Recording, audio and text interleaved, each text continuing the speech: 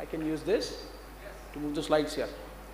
So thank you everyone, and thank you for that kind of introduction. And indeed, as it happens in the ministries and in India, Indian bureaucrats are expected to handle and wear many hats, and so am I. So besides this bit, I'm also handling US negotiations, which is currently occupying a lot of my time, but indeed this is an important subject, and I'm thankful to S&P to inviting me to basically take you through as to what's going on in this field, particularly from the export promotion and from the special economic zone side. So I have put up a few slides for you, essentially laying out what is there in the sector. I'm sure you must have heard about it the whole day, and then I will take you into where SEZs and economic and export-oriented units fits into that.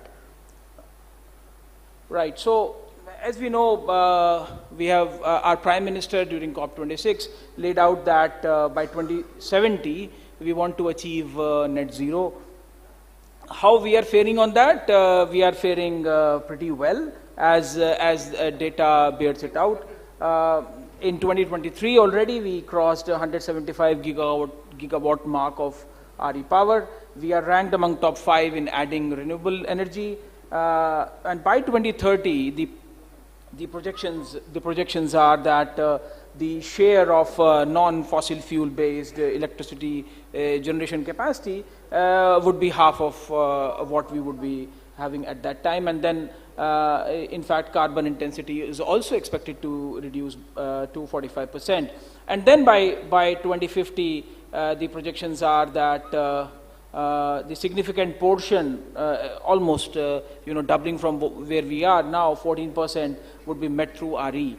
So indeed, and I have sourced this essentially from ministry's document that came out last year. Right. So where does green hydrogen, green ammonia fits into all this narrative?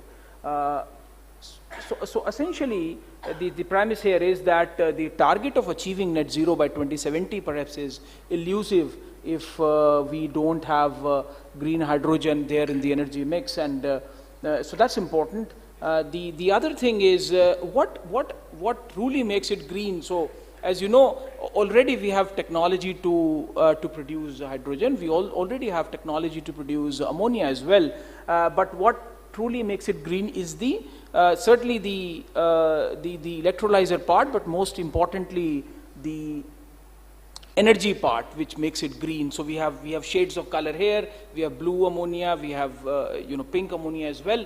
But what we are essentially talking about is green ammonia, and then and ammonia is the carrier here. So essentially hydrogen, but the carrier is ammonia. So. And then certainly, I'm sure mission director must have also spoken with all of you.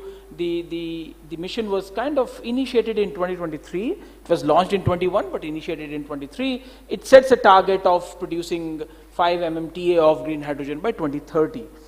So and that entails 125 gigawatt of RE here. And then what the impact would be that that will curtail our imports of fossil fuel by around $12 billion. So India is a net importer, and as you know, there has been concerted efforts to reduce that dependency as well. So there also green hydrogen fits in.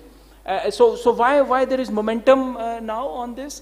There are decarbonization targets, not in India as such, but certainly in Europe and other parts of the world.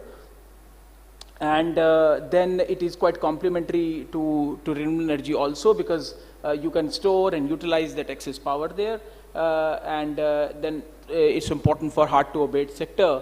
And then obviously the costs are now falling. We have seen that in EV, and perhaps in times to come we will see that in this industry as well. And now we have more efficient fuel cells and electrolyzers too. So it's a lucrative, overall it's a very lucrative export market for India. And then certainly what's the global demand scenario? This is based on certain reports. I've kind of compiled it. The total hydrogen demand is around 100 MMTPA, and it's likely to increase to 150 MT by 2030.